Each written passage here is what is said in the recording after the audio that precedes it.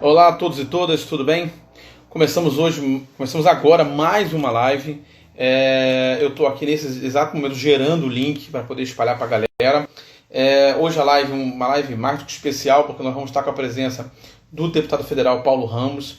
Eu já comecei aqui um pouquinho mais cedo até para poder gerar o link e enviar para as pessoas via WhatsApp, Facebook e tudo mais.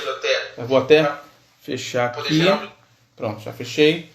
Tá legal? Lembrar vocês também que esta live ela também fica no YouTube. Acabando aqui, a gente coloca no YouTube um link bonitinho, certinho, para que vocês possam olhar no canal Samuel Marcos BM. E a gente coloca tanto no Facebook, o link no Instagram, quanto nós colocamos também, avisamos pelo WhatsApp. Como eu estou avisando nesse exato momento, estou tentando aqui avisar pelo WhatsApp.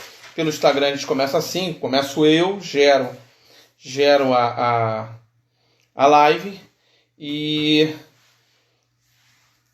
a gente começa, daqui a pouco vai entrar com o deputado, a gente convida ele, assim como qualquer pessoa, e a gente tem feito isso sistematicamente. Tiveram conosco semana passada o Luiz Eduardo Soares, estiveram conosco na semana passada o Everton Gomes, o Matheus Biso.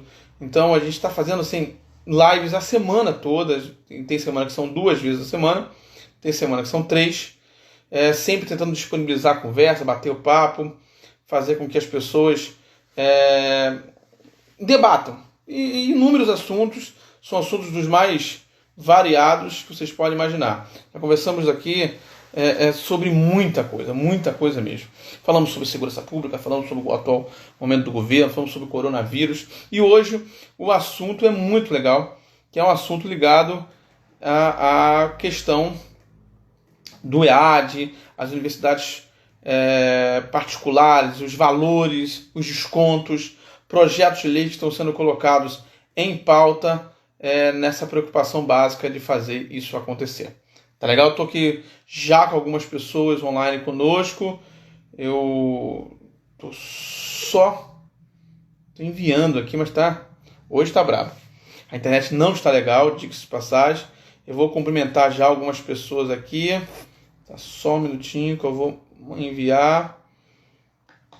E assim que o deputado entrar, eu vou convidá-lo, tá bom? O Arthur já tá fazendo todo esse caminho. Vou mandar aqui um abraço para Simone. Grande Simone, Gláucia, Mazinho, tô assinando com o pessoal. Kenny Nobre, o Alceu falou boa noite, meu amigo, como é que vai? Galera, é isso aí. Dificuldade que tá pra gente poder mandar aqui. Rafael Fortunato, parceiro. É isso, gente. Eu já mandei aqui para todo mundo. Pelo menos estamos mandando para a galera. E acredito que daqui a pouco já chegou aí. Arthur Barbieri, parceirão, já tá aqui. Caio Paz, como é que vai, Caio? Tranquilo, irmão? Eu tô aqui gerando. E a gente só vai esperar o deputado chegar e a gente já começa nossa caminhada, tá legal? Eu queria, antes da gente começar com o deputado aqui,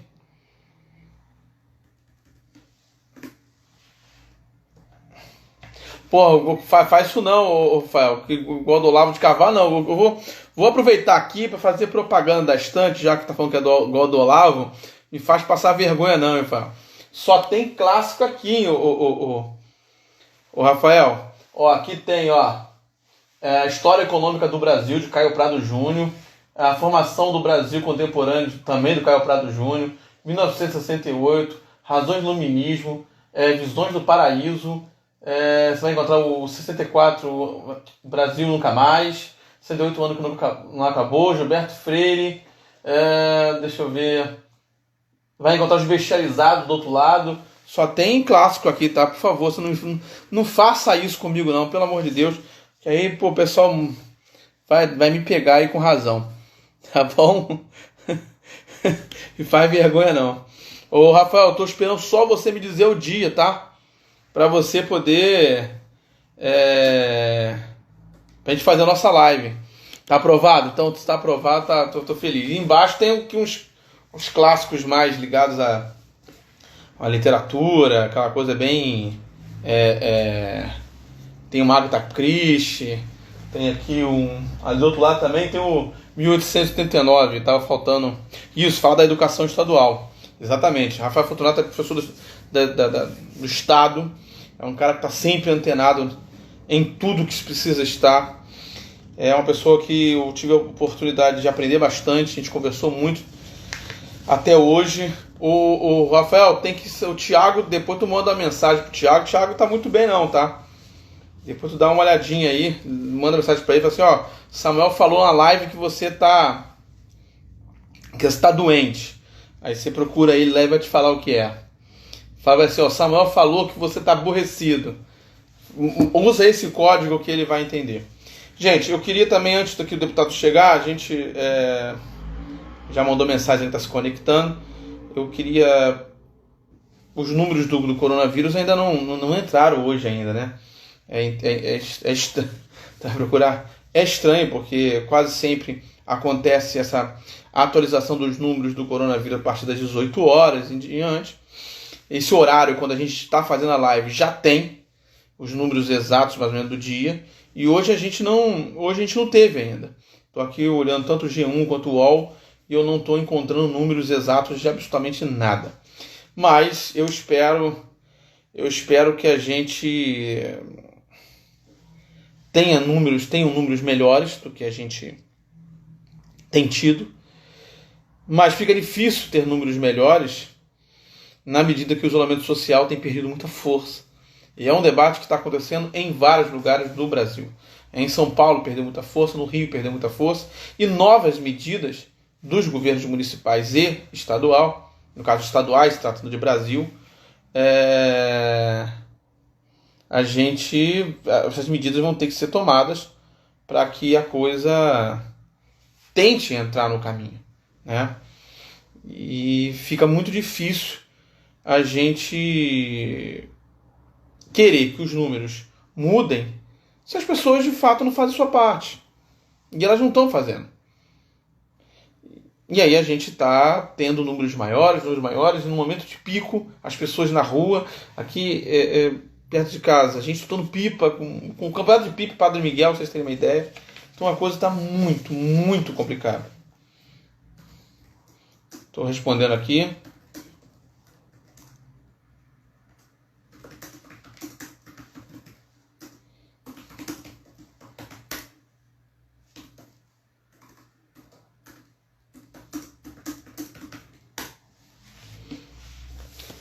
O deputado federal Paulo Ramos já está aqui conosco. Eu vou convidá-lo agora.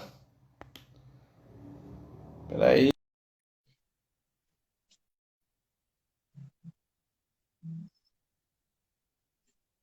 Aline Maia, tudo bem, Aline? Aline, muito obrigado por sua presença, Aline. Já foi enviado o convite.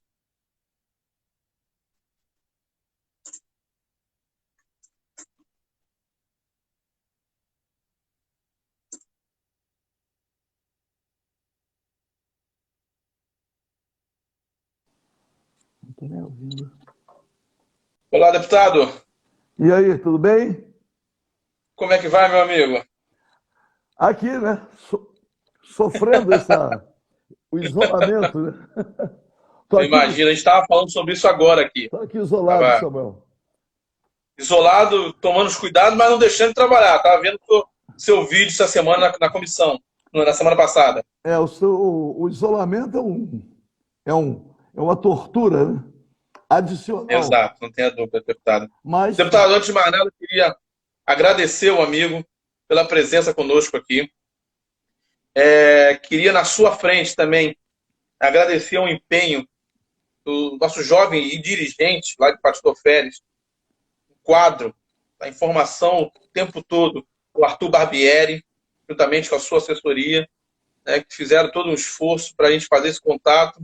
E é muito legal conhecer pessoas com tanta fácil acessibilidade. A gente tem acompanhado o seu mandato, né, porque a gente tem a similaridade de estarmos no mesmo partido. Então, eu acompanho sempre. É uma gratidão acompanhar seu mandato, assim como é uma gratidão acompanhar o mandato do deputado Chico D'Angelo. Temos um projeto Empatia, que já está aqui convidado, deputado, assim que acabar o isolamento, quando o senhor puder, esteja conosco em Partido Oferes, vai ser um prazer recebê-lo. A casa é sua, é um projeto que o senhor vai gostar, não tem a menor dúvida. E nós estamos fazendo, deputado, uma série de debates e bate-papos pelas lives durante a semana, às vezes 2 vezes a semana, às vezes 3 vezes a semana. Na semana passada, antecedendo o senhor, nós tivemos Luiz Eduardo Soares. Professor Luiz Eduardo Soares. Tivemos o Everton Gomes, que teve com o senhor também na live passada, eu assisti. Tivemos o Biso, Matheus Biso. Então, o senhor está em casa. Fique tranquilo. E deixa eu dar uma ajeitada aqui, pronto. Hoje nós estamos até inaugurando aqui um cenário novo só para o senhor. Deputado, antes de mais nada, deixar à vontade para o senhor mandar um recado, conversar, falar sobre esse momento. Primeiro, te agradecer, Samuel.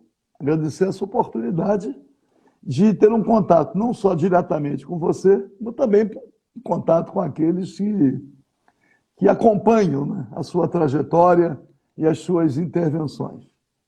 Mandar um abraço para o Chico D'Angelo, meu grande amigo, né? Nossa bancada aqui do Rio de Janeiro, eu e Chico D'Angelo. Eu tenho tido a alegria, vou dizer, até a honra de conviver com o Chico D'Angelo, que é um grande deputado federal, um grande companheiro e um grande médico. Sim, sim.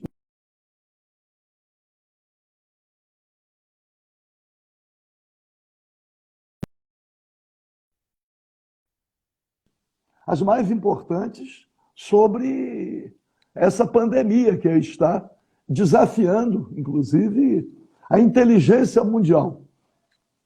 Aqui no Rio de Janeiro e no Brasil inteiro, as nossas universidades federais, nossos institutos de pesquisa, nossos cientistas, nossos infectologistas estão dando uma demonstração da importância da ciência e da tecnologia, da pesquisa científica e tecnológica, o que não era muito prestigiado pelo governo. Sim, sim. Não era muito prestigiado. Inclusive, no Congresso Nacional, mandar um abraço para o Celso Pancera, que foi ministro da Tecnologia. Sim. E o Celso Pancera, deputado federal, deputado federal, numa interlocução comigo, eu tive a iniciativa de criar uma comissão parlamentar, uma frente parlamentar em defesa da ciência e da tecnologia. Nós fizemos o lançamento no final do ano passado e fomos atropelados esse ano pela pandemia. Sim. Mas, se necessário, já era desenvolver uma luta em homenagem, em defesa da ciência e da tecnologia, agora talvez fique até desnecessário, porque o papel tem sido tão relevante, tão destacado, que o povo brasileiro já começa já entendeu o significado e a importância exatamente no mês de maio, que agora, dia 25, nossa Fundação Oswaldo Cruz faz 120 anos, demonstrando a sua essencialidade, o que significa a Fundação Oswaldo Cruz para a saúde do povo brasileiro. Exato. Então, mandar um abraço para o Everton, nosso sempre Juventude Socialista, Biso também, um grande abraço. Todos aqueles que você... E o Luiz Eduardo Soares, que eu convivi aqui com ele há algum tempo, não tenho tido a oportunidade de revê-lo, mas mandar um abraço também para o Luiz Eduardo Soares e publicamente lamentar a morte, o passamento, por causa do coronavírus, do nosso companheiro Jesus Sediak, com quem eu convivia. Jesus Sediak, um grande companheiro e um grande profissional também. De qualquer maneira, te agradecer, Samuel. Estou aqui à disposição para que você me provoque, né? Quero ver se você é um comigo. Se você é um grande provocador. Deixa comigo. Deixa eu lhe falar. O amigo começou falando sobre a questão do Oswaldo Cruz e, obviamente, toda a importância histórica e científica que a Fundação e a instituição tem para a nossa existência. O amigo lembrou da questão da frente parlamentar de ciência e tecnologia. Como é que o amigo vê esse momento em que, além de combater o coronavírus, nós temos que combater o negacionismo com relação à ciência e com relação a não só as instituições, de modo geral, até depois vou lhe perguntar sobre isso, mas mais a questão da ciência e tecnologia. Como é que a gente vê como é que o amigo vê esse momento em que a gente tanto precisa da ciência e, ao mesmo tempo, se fomenta tanto o descrédito à ciência? A pandemia do coronavírus é um desafio. Um desafio em relação à saúde, principalmente. As pessoas estão sendo infectadas e morrendo. No mundo inteiro. Não apenas no Brasil. No mundo inteiro. Por outro lado, também, desafia os fundamentos do capitalismo. A sociedade de consumo. Porque você sabe, né, as pessoas nas sociedades, elas são lamentavelmente classificadas em função do acesso ao consumo de bens e serviços, havendo aqueles que são os excluídos. O Brasil é o país da desigualdade. O Brasil é um país, eu digo assim, o Brasil é um país rico. O Brasil não é um país rico porque tem um grande território, áreas agricultáveis, sazonalidade, tem minérios. Não. O Brasil já é um país rico em função daquilo que produz em bens e serviços. Está, nas últimas décadas, dentre as 10 maiores economias do mundo. Qual é a razão dessa desigualdade social? Que a pandemia ainda expôs com muito mais dureza. Quando, de repente, descobrem a existência de milhões de informais. Milhões de informais. Trabalhadores que viviam no dia a dia, às vezes até sendo perseguidos. Perseguidos nos municípios, suas mercadorias apreendidas, sendo conduzidos à delegacia. Voltaram àquele negócio de não ter carteira de identidade, não tem prisões por... Sim. Então, descobriram as favelas.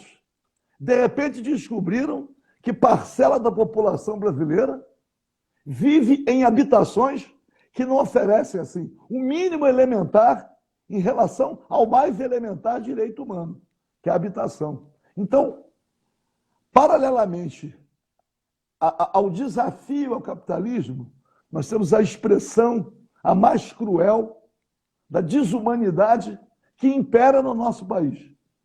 A desumanidade. E aí, para a preservação da saúde e para que não haja mobilidade, que a disseminação do vírus não aconteça numa velocidade que seja mais do que insuportável, até porque a rede de saúde não conseguirá e não consegue acompanhar, o melhor caminho de prevenção é o isolamento.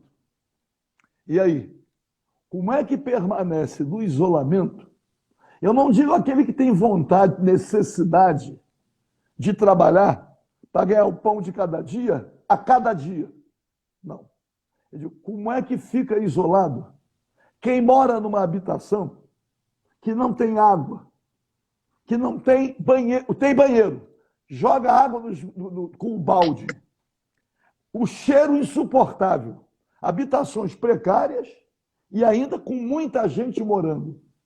Como é que fica ali? Porque o isolamento também o sofrimento do isolamento também é agudizado em função da qualidade da habitação.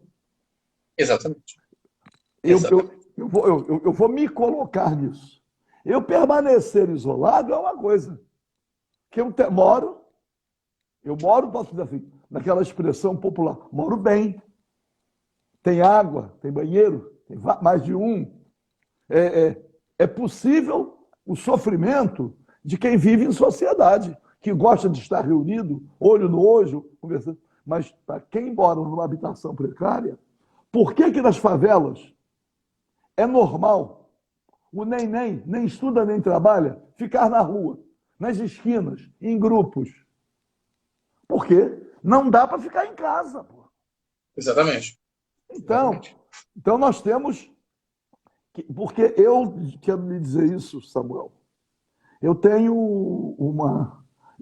uma visão, uma preocupação, uma atenção, estudo a questão habitacional. Habitacional, a habitação é um direito humano fundamental. É uma necessidade que antigamente não falava direitos humanos, a gente falava necessidades fundamentais. Alimentação, habitação e vestiário.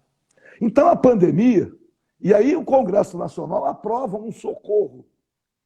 O socorro de R$600, com as filas aí em torno da Caixa Econômica, ainda explicitou um número muito grande de pessoas que ficou mais latente, né?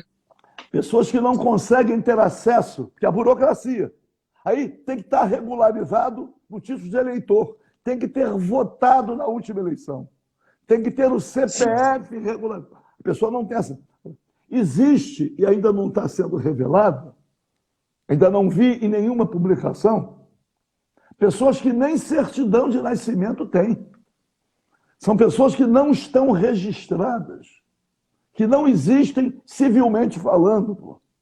Essa, então, como é que vai ter acesso? Então, tem. Deputado, a gente lá em Pati tem feito um trabalho, e aí é uma parte que eu queria entrar, a falta de acessibilidade à internet é muito forte, muito grande. O Brasil não tem uma democratização do acesso à internet, né?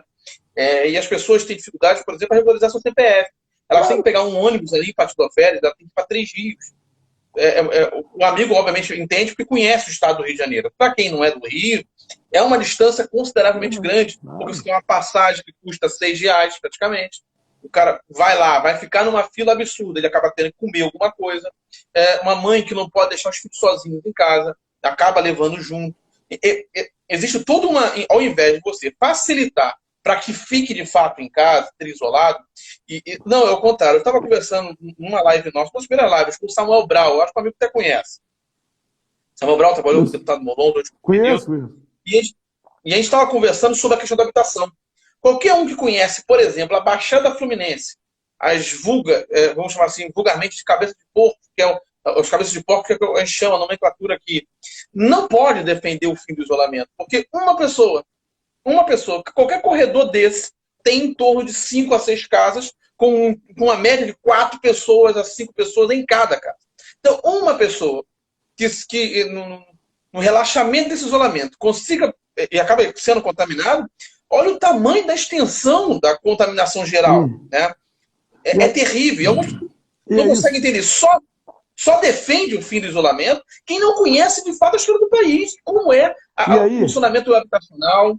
Que esse, Samuel, é o grande desafio. Você fazer com que a pessoa que está na situação de abandono habitacional ou de promiscuidade habitacional, ela aceite, ela compreenda que ainda é o isolamento. Exigir esse sofrimento adicional é necessário, mas é preciso também que o socorro venha. E tem que ser o socorro público, é o papel do Estado. Os bancos privados, aqueles que têm altos lucros, que acumularam, esses não estão dispostos. É a questão, o desafio ao Sistema Único de Saúde, por que progressivamente dificultaram e continuaram dificultando a implementação do SUS, do Sistema Único de Saúde, a descentralização das ações de saúde, levar a saúde da família, a questão dos médicos cubanos, tem uma porção de coisa que agora compreenderam o seguinte: não pode ter limitação, teto de gastos. Sim. Não pode. Quer dizer, o ajuste fiscal, superávit primário, não pode gastar mais do que arrecada. Não pode gastar porque tem que pagar juros da dívida. Porque a grande questão é dizer que o modelo liberal, a lei chamada Lei de Responsabilidade Fiscal, não tinha o objetivo de limitar gastos em função da receita. Despesa e receita. Não. Era economizar para pagar juros e serviços da dívida, que é o único item da Lei de Responsabilidade Fiscal que permite gastar mais do que aquilo que foi arrecadado, é para pagar juros e serviços da dívida. Aí economiza 1 trilhão. Então, assim, esse 1 trilhão economizou para não gastar mais do que arrecadou. Não, esse 1 trilhão que economizou para pagar juros e serviços da dívida. E se esse trilhão não for suficiente, pode emitir moeda. Pode emitir títulos para pagar os credores da dívida. Os bancos. Então, esses não ficam sem receber. Esses não ficam sem receber. Esses. Pois não. Desculpa, perdão. Não, então, fica à vontade. Então, para dizer o seguinte, o isolamento está popularizando determinados temas que só ficavam no economês. Exatamente. E a tragédia social, que ficava só com esforços, às vezes, justificáveis, organizações não governamentais, entidades que se caracterizam pela solidariedade, mas que não são suficientes. Que tem que ser o poder público, tem que ser uma política pública que promova a justiça social. Eu tive a felicidade, vou dizer isso, de ter sido constituinte. A Constituição brasileira, promulgada no dia 5 de outubro de 88, enfrentou e continua enfrentando graves dificuldades para a sua implementação.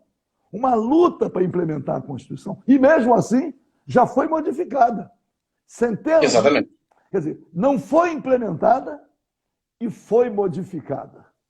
Especialmente para atender ao modelo liberal. Quanto menos Estado, mais saúde, mais educação, mais segurança. Privatizaram quase tudo. Agora, a mentalidade de que quanto menos direitos, mais emprego. Fizeram a reforma trabalhista do governo Temer, não geraram emprego. Fizeram a reforma da Previdência, não geraram emprego. A pandemia, num certo sentido, ajudou o neoliberalismo, que nós já estávamos vivendo a consequência das reformas que eles fizeram, dizendo que era para gerar emprego. Além de não gerar, ainda precarizou ainda mais os empregos existentes. E são dos mesmos criadores. Eu costumo dizer que são sempre os mesmos criadores. É o criador do mito da ideia de que você vai ter uma reforma trabalhista para gerar mais emprego, uma reforma previdenciária para gerar mais emprego, corta do social para poder ter um Estado menor, mas para que se invista em outras coisas, você corta o social e não investe em outras coisas, porque você pega o dinheiro e paga dívidas públicas, e para emprestar para banco. Com o dinheiro público gerado pelos bancos públicos é muito rápido. A desburocratização é muito grande, enquanto a burocratização, para você ter 60 milhões, o governo alega que apareceram 40 milhões de pessoas que nós não esperávamos. É inacreditável que qualquer um que em algum momento, e o amigo é deputado federal, foi deputado constituinte, teve essa honra de ser deputado constituinte, que não é qualquer um dos momentos mais importantes, e pode dizer o quanto não mudou, o que foi modificado e o quanto precisa ser batalhado até hoje para se manter as coisas funcionando. Qualquer um, e eu estou falando claramente do presidente, com 28 anos de Congresso, não conhece a realidade do país. Não era 20 milhões. É óbvio que não era 20 milhões. Deputado, eu vou só ler alguns comentários aqui, tem muita gente cumprimentando. E a gente, uma característica da nossa live, a gente está sempre falando das pessoas que estão entrando e alguns mandam um abraço. Aqui tem até um abraço para o senhor aqui, eu quero ler. É o Eduardo Lage. Obrigado, excelência. Hoje estou no Corpo de Bombeiros. Que mandou um abraço. Está ali mandando um abraço. Está ali mandando um abraço também. O senhor Matheus Biso entrou aqui na live, já mandou um textão. E já mandou um texto. Aí é o Biso. É o Biso. Ó, ele está dizendo o seguinte, ó. Em 88, está dizendo, em 88, fizemos uma Constituinte nacionalista e de bem-estar e no seguinte, elegemos o primeiro neoliberal. De lá para cá, ninguém combateu os anos 90 até hoje.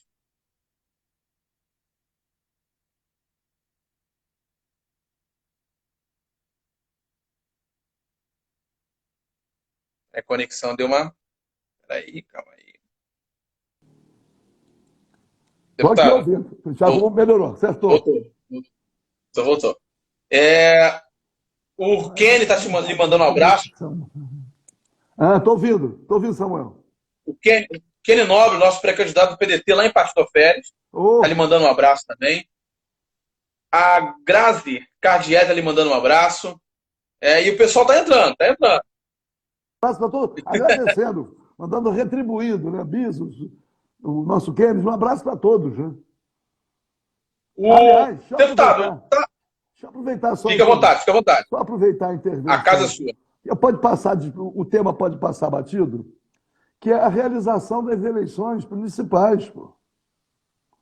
Ninguém diz. A eleição municipal é a eleição que tem uma fila menor, que são 2 votos só, para vereador e prefeito. Não tem. Exatamente. É possível administrar sem aglomeração. Quando o ministro Luiz Roberto Barroso fala em realizar a eleição em 2 dias, é possível mesmo. Não tem nem por que adiar. Que a eleição, tem que dizer isso, a eleição municipal são 2 votos. Só para prefeito e vereador. Você não são 2 votos rápidos. Não tem quase fila, não tem fila na eleição municipal. Que a votação é rápida. É preciso dizer isto. Que não tem motivo para adiamento. Nós temos que preservar o processo eleitoral. Não dá para contemporizar com isso, que quem não quer a eleição é quem não quer o Estado democrático de direito. Pô. Então vamos lá, só para fazer essa observação paralela.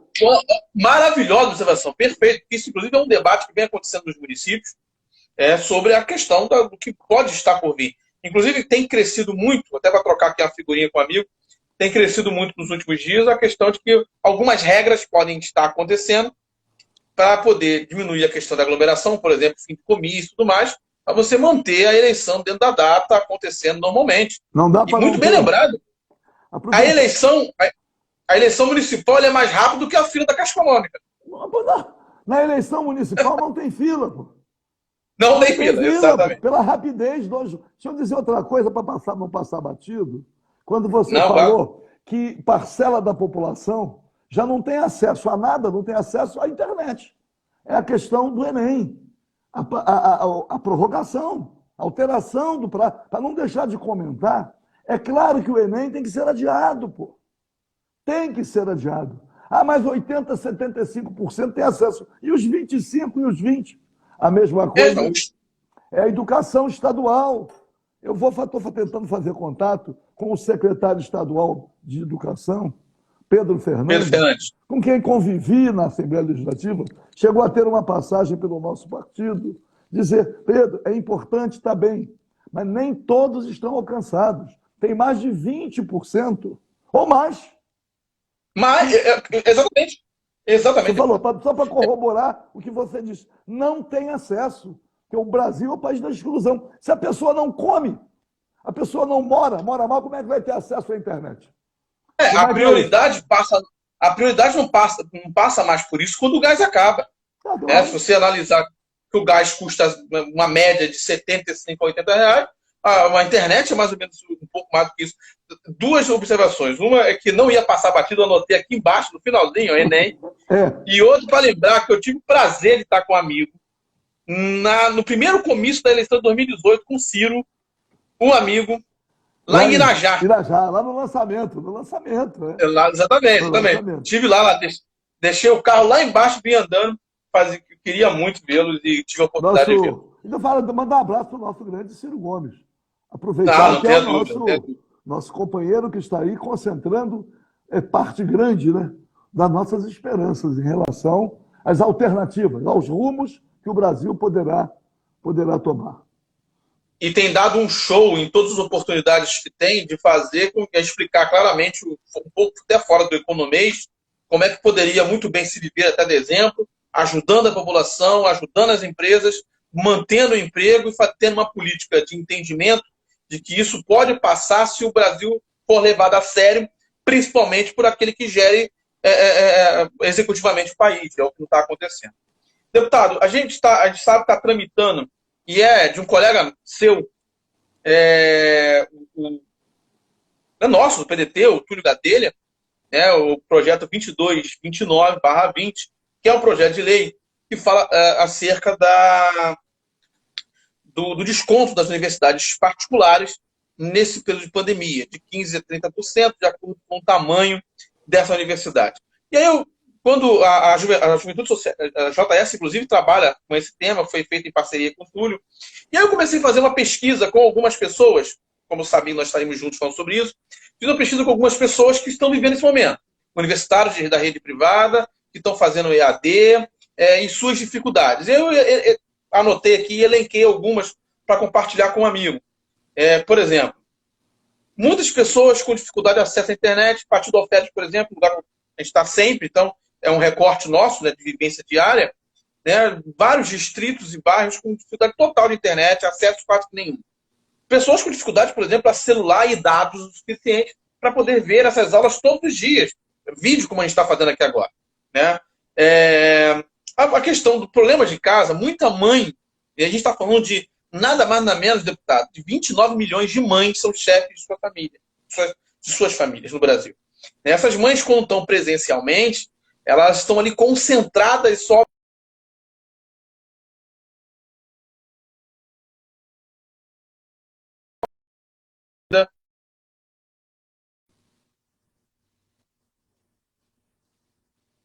dividida com os afazeres e outras coisas mais.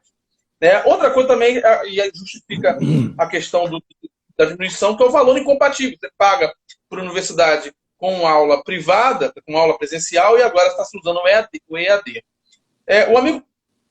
Como é que o amigo vê essa questão das universidades privadas e as dificuldades, inclusive, de pagamento dessas pessoas, porque em decorrência de toda essa questão que estão vivendo, a falta, inclusive, de auxílio, são 35 milhões de estimas que estão em análise ainda, essas pessoas não conseguem mais cumprir com os seus compromissos. Né?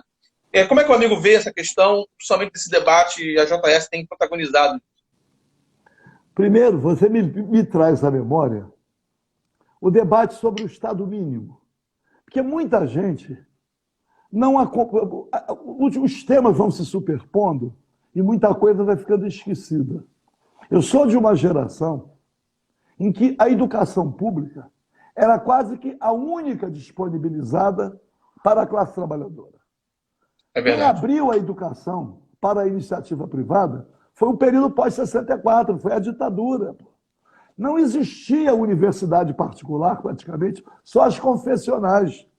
Então, a educação privada já fez parte de um projeto de transferência de responsabilidade pública para a iniciativa privada. Eu sou de Realengo, primeiro conjunto habitacional da Era Vargas, e API de Realengo. Na zona oeste do Rio de Janeiro, não tinha, raríssimas eram as escolas particulares. E ainda era papai pagou, passou. A educação pública, a gente diz assim, educação pública de boa qualidade. A questão da universitária, pelo menos, não conseguiram. As universidades públicas são identificadas como as melhores. Então, o que acontece? O que é que valorizou no período a universidade privada? Foi o dinheiro público. Passou a correr os desvalidos. O ProUni, que eram bolsas de estudos, e o FIES. O FIES, quem tem o financiamento, tem que pagar depois de formado. Pagar depois de formado. E aí como é que fica numa situação dessas? Já numa situação normal, a dificuldade era grande, o percentual de inadimplência era grande. Imagina numa situação com pandemia. Então, o grande Túlio Gadelha, eu quero registrar aqui. O Túlio é uma referência pedetista, brisolista, trabalhista. É verdade. Túlio é assim, está enraizado ideologicamente na nossa causa. Então, o Túlio tem essa percepção, na convivência com os jovens, de verificar, olha, os jovens que têm o FIES, que é o ProUni é bolsa, não tem que retribuir. Mas o FIES, Sim. o ProUni... Você paga os juros o tempo todo. Não, e mais, tem que dizer, a Caixa Econômica paga antecipadamente, paga o curso Exatamente. inteiro, Muito bom, paga o deputado. Boa curso lembrança. inteiro. E no ProUni também paga o curso inteiro, na matrícula, na assinatura do contrato, no caso do FIES. Então, para dizer, as universidades particulares brasileiras, com o ProUni, com o FIES, elas se valorizaram tanto que fundos de investimento estrangeiros comprando universidades aqui no Brasil. Então, e dizer, aproveitando a oportunidade, né, que os inadimplentes, o nome sujo no Serasa, no SPC, quem teve a sensibilidade para denunciar isto com dados concretos foi o nosso Ciro Gomes. Exatamente. Durante a campanha eleitoral, fez uma proposta para socorrer os inadimplentes, que foi até ridicularizada. Quando apareceu o volume de inadimplentes, eles até não tiveram jeito, se apropriaram da ideia, mas não fizeram autocrítica de que no início combateram. Então, a proposta É verdade. Ciro. Então, É verdade. Lembrei. É que para dentro aqui a questão da autocrítica, a gente já sabe para onde vai. Então, é uma situação que, se de um lado nós defendemos as universidades públicas e que o Estado amplie o número de vagas, amplie o número de universidades públicas, que já foi assim, pô. Já foi assim. Eu digo assim, foi assim no tempo que o Brasil era pobre. O Brasil foi ficando rico, foi transferindo responsabilidades públicas para a iniciativa privada. É a múltipla tributação. O trabalhador ainda tem que pagar a escola do seu filho, tem que pagar um plano de saúde. E antes não pagava. Não. A ditadura, pós-64, além de atropelar as reformas de base do João Goulart, modificou progressivamente o modelo de Estado. Influiu no modelo econômico, já transferindo responsabilidades públicas para a iniciativa privada. Muita gente esquece que o Fundo de Garantias por Tempo de Serviço foi criado, mas acabou com a estabilidade do trabalhador. O apelo à habitação, que os institutos, a Previdência Social, a Seguridade Social, Saúde, Assistência e Previdência, era organizada por institutos, por categoria profissional. Instituto de Aposentadoria e Pensão dos industriários, dos comerciários, dos bancários, dos marítimos, dos servidores públicos. Eram os institutos. E aí, o apelo à habitação. Os institutos construíam as habitações populares não na perspectiva da casa própria. A casa própria foi uma perspectiva capitalista, no sentido do direito à moradia. O trabalhador recebia a casa, pagava um aluguel simbólico para morar naquela casa. Ele não podia alugar e nem vender. Se não quisesse morar naquela casa, devolvia a casa ao instituto. E o próprio trabalhador fiscalizava. Hoje, o que acontece? Tem a desigualdade, recebe uma casa, Minha Vida. Mas está comprando a casa. É dono. Se é dono, pode vender. Na primeira dificuldade, vende. Contratos de gaveta. O que tem de contrato... Faz dinheiro. E vai reproduzindo a favela. Não tem política habitacional que dê jeito, que é a casa própria. A mentalidade capitalista foi assim, de tal forma inoculada na mente do trabalhador, que ele quer ser dono da casa, não é para morar nela, é para poder vender. Para fazer dinheiro. Exatamente. Dinheiro. Então, Samuel, os assuntos vão sendo puxados, e essa questão do meu querido Túlio Gadelha, que eu mando um abraço, de ter uma iniciativa para socorrer aqueles que estão no FIES já trabalhando com a impossibilidade de pagar. O ideal seria, sabe o quê? Zerar todos os débitos. Não é socorrer para pagar depois.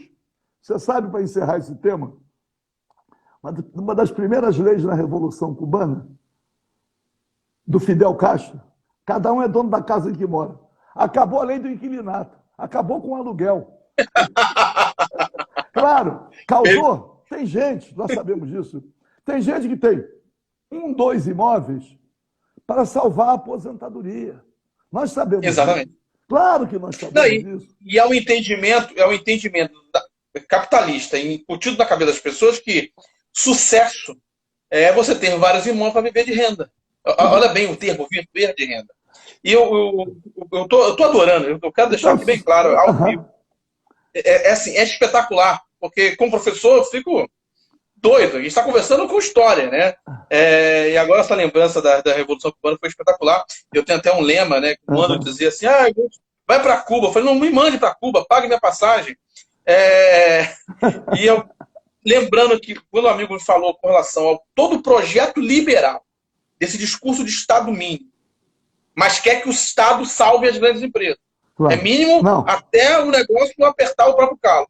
E é muito importante lembrar, e eu gosto de lembrar isso com um amigo, porque o amigo é a história viva desse processo, um deputado constituinte, mas conhece a história do Rio de Janeiro, é o quanto esse sistema liberal e esses empresários trabalharam para dar errado o CIEP, para fazer com que o aqui, CIEP desse errado, se eu para que esse tô, projeto não funcionasse de fato, para que as universidades, escolas, de modo geral particulares, ganhassem força, como trabalharam para isso dar errado, é para, isso. sobretudo, fazer com que essas pessoas que ali eram atendidas pelo CIEP, com alimentação, com o trabalho contraturno, com atendimento odontológico, para que essas pessoas não fossem de fato atendidas e para que elas se humilhassem ainda mais, sendo obrigadas a pagar o imposto e, ao mesmo tempo, ter o colégio particular, pagar o imposto e, ao mesmo tempo, pagar o plano de saúde. Saúde. Mas e o quanto nós estamos vivendo hoje de consequência do trabalho que foi feito para dar errado, para tentar fazer com que o CIEP desse errado. Com certeza viveríamos no fundo da pandemia em cima, falando de uma consequência geral de tudo, de quanto o Brizola e Darcy, quanto daquele trabalho dando super certo, com investimento muito maior e sem gente achando, tentando fazer com que desse errado, hoje as consequências e o que nós estaríamos escolhendo seria muito, mas muito diferente. Deixa eu fazer uma E é observação, interessante. Samuel. Fique à vontade. Eu peço desculpas, porque a gente tem tão poucas oportunidades. Né? Esse isolamento, eu tenho que dizer isso. Eu tenho muita dificuldade de acesso à mídia. Eu não sou Sim. midiático. Os meios de comunicação tradicionais, eles têm os seus eleitos, os seus preferenciais. E para ser preferencial, tem que fazer concessão, tem que entrar no debate de acordo com a pauta que eles estabelecem. Você não tem direito a apresentar outra pauta. Então, tem os midiáticos, os selecionados. Nós temos uma elite no parlamento. E para ser elite, tem que dizer isso. Tem que ficar subordinado à abordagem que interessa àqueles que abrem os espaços, que são os grandes meios de comunicação, com exceções. Mas a regra porque eu estou falando, você está falando no programa dos CIEPs, e eu me retorno às reformas de base. As reformas de base do João Goulart, elas se destinavam, muitas delas, à solução de um problema social imediato.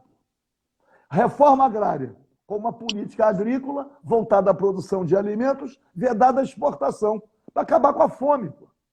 A reforma na educação. A reforma na educação, como primeiro ponto, era a erradicação do analfabetismo, com o PNA. Muita gente tenta, partidariamente, estabelecer um conflito entre Paulo Freire e Darcy Ribeiro, como se eles fossem adversários no campo da educação, quando ao contrário. Exatamente. Eu vejo, né, numa luta partidária, como o Darcy Ribeiro foi do PDT e o Darcy Ribeiro era brizolista, eles tentam, primeiro, isolar o Brizola, na importância que teve para a educação, colocando o Darcy Ribeiro como fachada. Porque é inevitável, não tem como não reconhecer o Darcy Ribeiro. Mas eles usam o Darcy Ribeiro para ocultar o Brizola, na importância para a educação. E usam também um suposto conflito entre Darcy Ribeiro e Anísio Teixeira. Um conflito. Exatamente.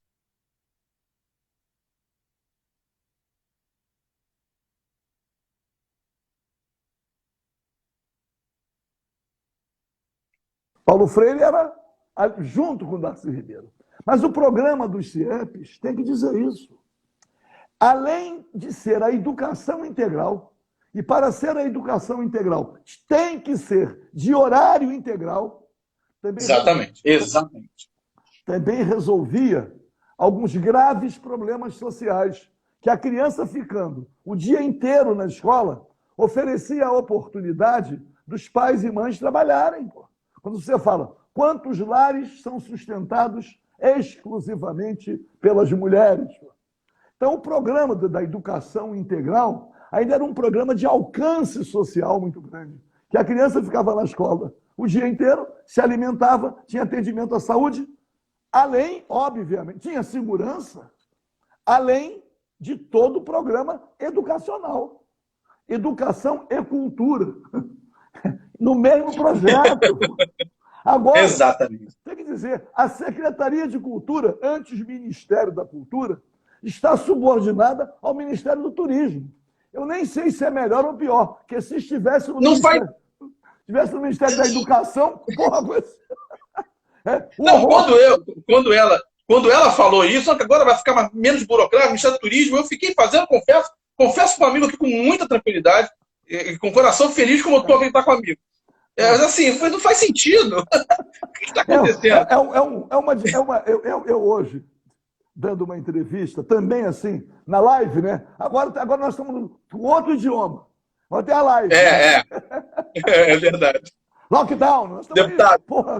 nós estamos já vivendo um outro idioma. A invasão cultural. A invasão cultural é identificada pela invasão no idioma. Sim. Idioma. Quem não conhece esses termos está fulminado. Mas eu estava falando... Ele virou um analfabeto funcional tecnológico. Né? No presidente da República, eu falei, eu me recuso a perder tempo debatendo as loucuras, as irresponsabilidades do presidente Jair Bolsonaro. Mas isso aí tem a ver. Eu digo assim, eu digo que ele é desanimador cultural. Né? Porque no programa dos CIEPs tinha o animador cultural. O presidente da República é desanimador cultural. Para transferir o debate, ele quer criar uma cortina de fumaça sobre o seu modelo econômico, sobre a sua perversidade liberal com o Paulo Guedes. Paulo Guedes, que eu estou investigando, responde a um monte de investigação por desvio de recurso público, dos fundos de pensão, das estatais, dos bancos públicos e dos regimes próprios de previdência em vários municípios, Brasil afora. Então, ele segue essa cartilha que ele já disse, quanto menos direito aos trabalhadores, mais emprego. O próprio presidente. Então, é muito complicado.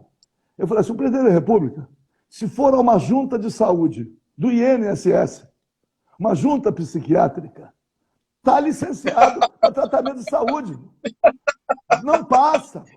Porque não passa. Não é só, não é assim, é a irresponsabilidade completa. Que tem uma coisa que muita gente não fala. Responsável é aquele que responde pelos seus atos. Quem não responde pelos seus atos é irresponsável.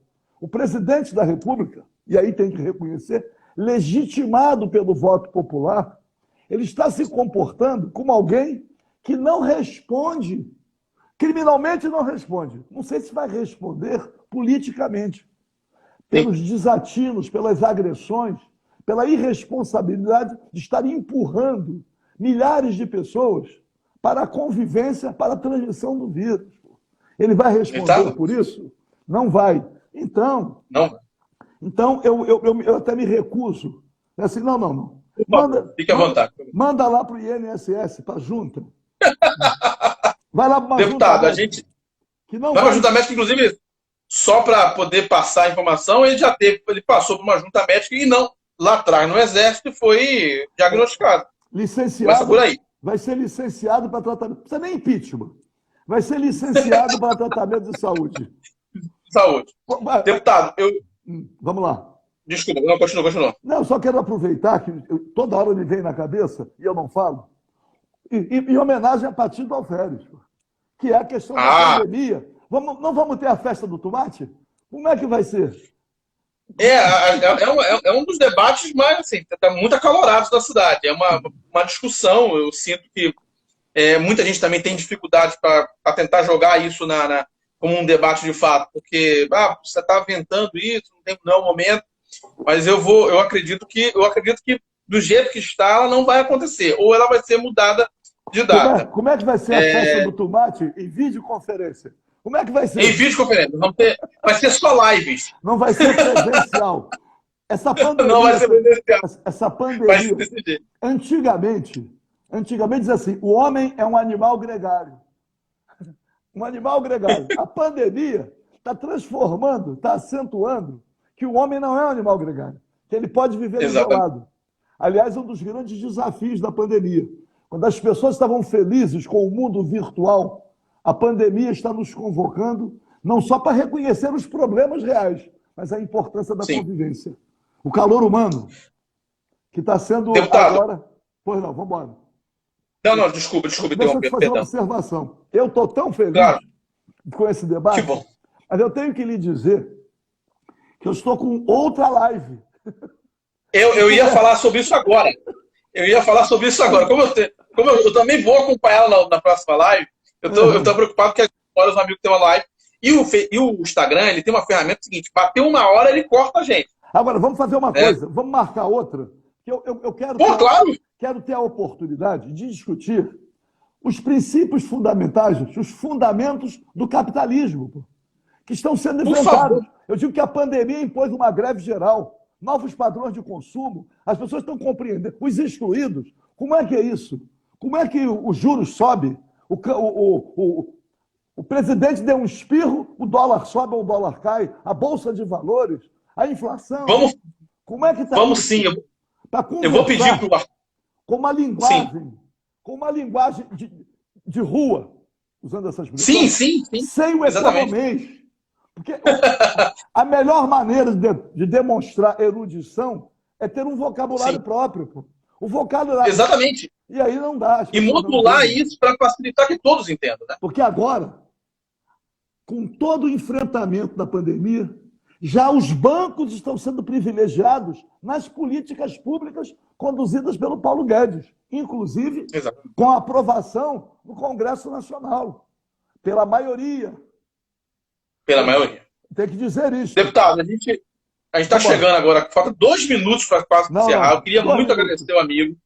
E vou pedir para o pessoal está pedindo aqui mais uma, Duda Cunha, Arthur, Biso, Kenny.